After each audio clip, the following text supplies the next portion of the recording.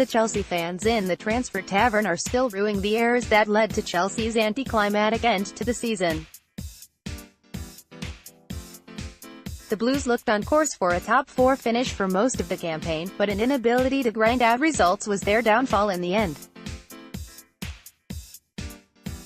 Following the turn of the year, Antonio Conte's men really struggled to perform, and as they began to lose and draw games, their descent down the table began. Their season was summarised fairly well in the closing few games of the season.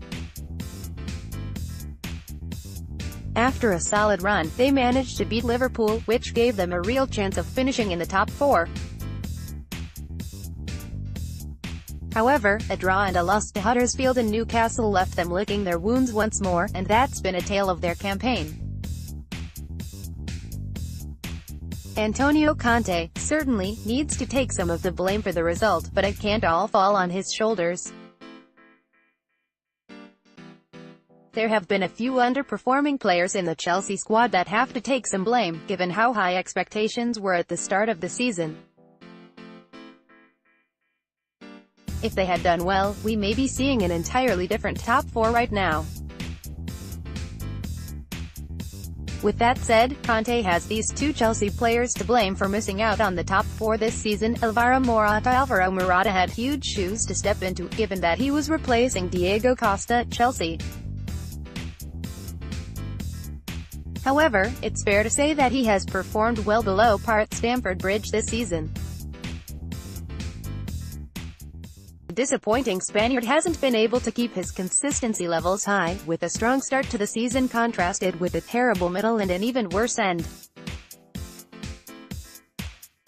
You can forgive him somewhat given that it was his first season in England, but there can be no real excuses when a club spends that much money on an individual.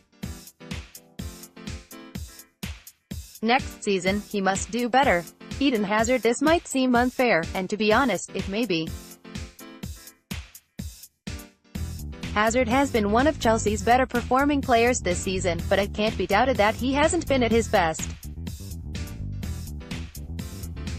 A top player, like Hazard is able to win games on their own, and they need to be the ones to take a fixture by the scruff of its neck in search of 3 points.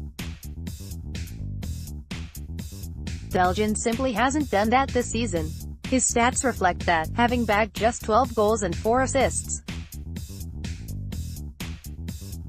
That's a decent tally for most players, but not for someone of Hazard's quality.